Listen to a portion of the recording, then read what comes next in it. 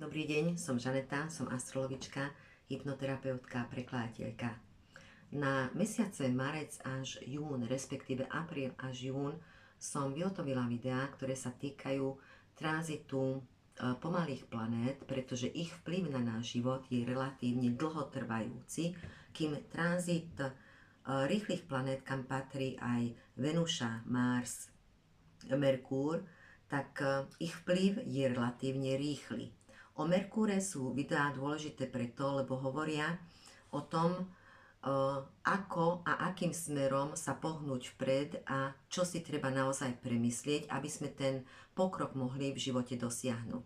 Takisto videá nové hovoria o tom, kde sú počiatky alebo základy pre nové začiatky. Takže Venúša predstavuje peniaze a lásku, kým Mars vitalitu, energiu, silu, ale aj sexualitu, vášeň v negatívnom aspekte predstavuje agresivitu, boje. Takže Kozorožec. Kozorožec bude mať Venušu v 5. dome. A hurá, dôjde k rozkvetu v oblasti lásky, intimity, kreativity, detí, hobby. Aktivuje sa aj dom vašej kariéry. V láske budete bez ohľadu na váš vek až nespútane hraví ako mladý zaľúbenec.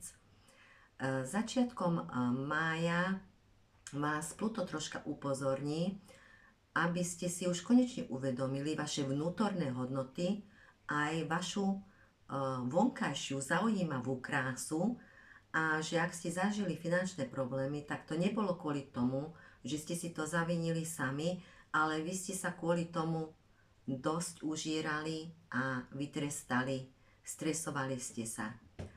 Vy ste veľmi spirituálne znamenie, ktoré však potrebuje mať materiálnu istotu, lebo Kozorožec cíti tiahu zodpovednosti. Energie Pluta vás posledné roky ťažko skúšali a teraz už asi viete, že sa máte spoliehať hlavne na seba, a že nesmiete potláčať vašu intuíciu, preto som aj zdôraznila, že ste mimoriadne spirituálne znamenie, čo sa vám často upiera. Takže nepotláčajte vašu intuíciu. Okolo 18. 19. mája Urán s Venušou vami troška zatrasú. Nakopnú náhlymi zmenami, lebo vám doslova môžu strčiť pod nos lásku.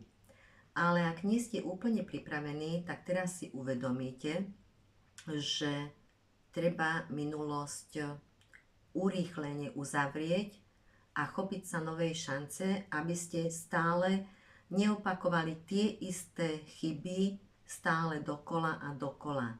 Nenechajte sa vyciciavať zodpovednosťou a možno toxickými vzťahmi v rodine, na ktorú ste mimoriadne citliví, a nebojte sa ani zmeniť bydlisko, ak sa vám naskytne príležitosť. Okolo 22. až 23. mája máte obrovskú šancu cestovať, možno už so svojou novou láskou a budete mimoriadne zábavní a komunikatívni.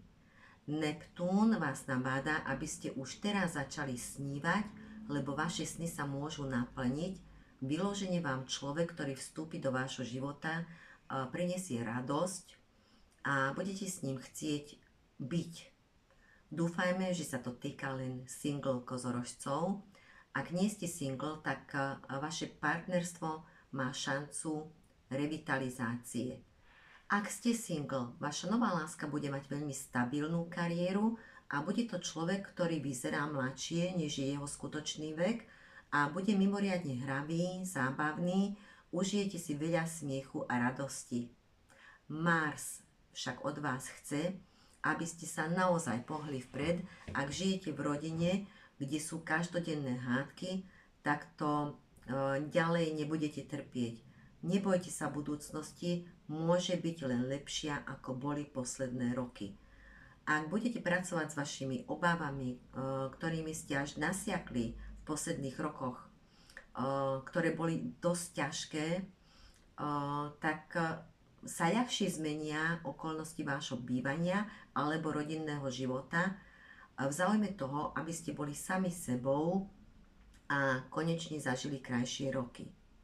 Takže držím palce, veľa lásky a peniažkov. Vodnár.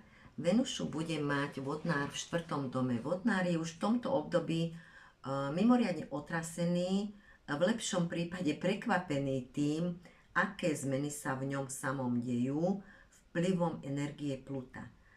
Začiatok mája je provokovaný Plutom, prechádzate transformáciou vlastnej identity, ste plní pochybností a určite sa dejú zmeny vo vašej rodine alebo v bydlisku.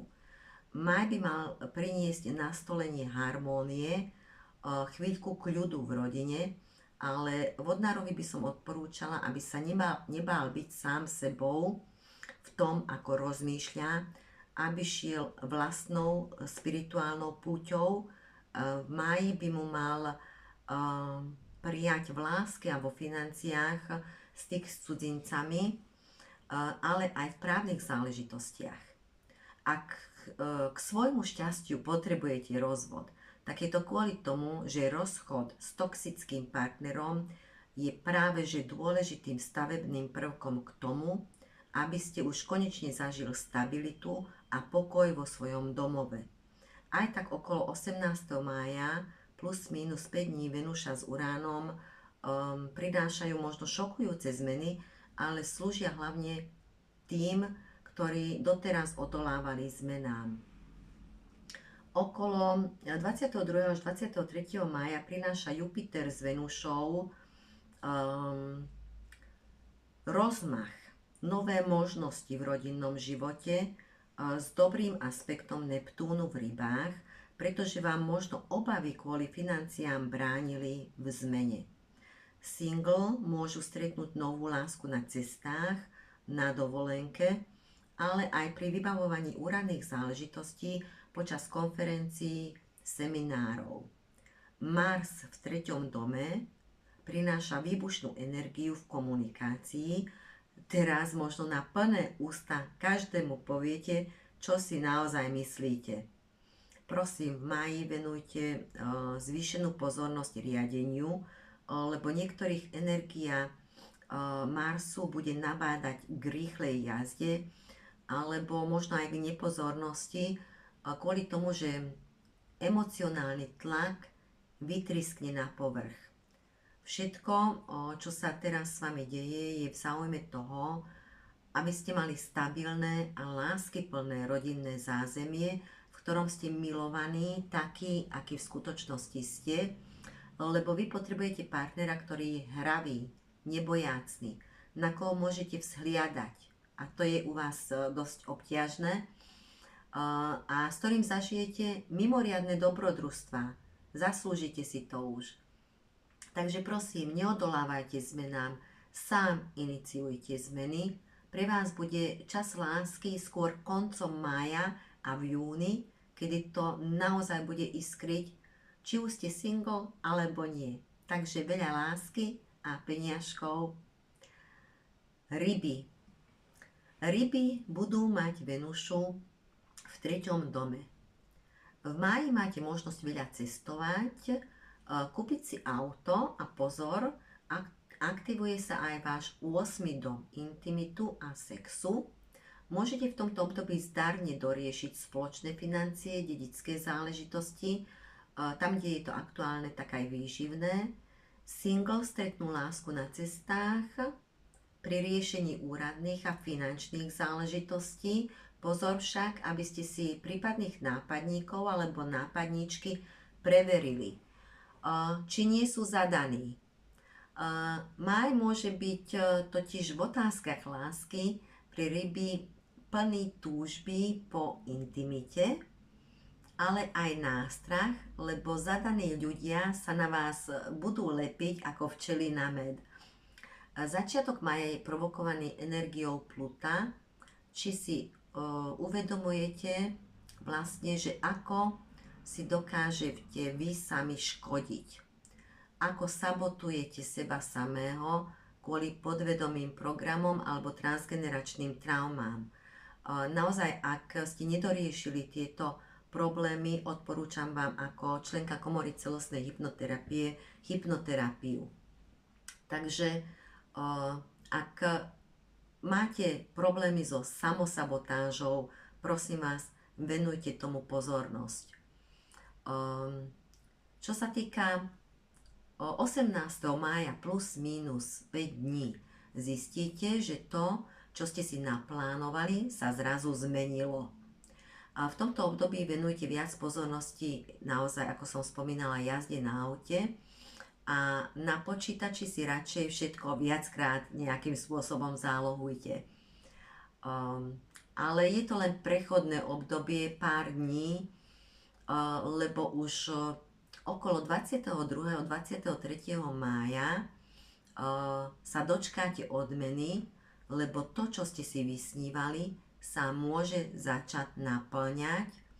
Single hlavne v láske s osobou, s ktorou ste v poslednej dobe veľa komunikovali, alebo s ktorou sa stretnete na kratšom výlete.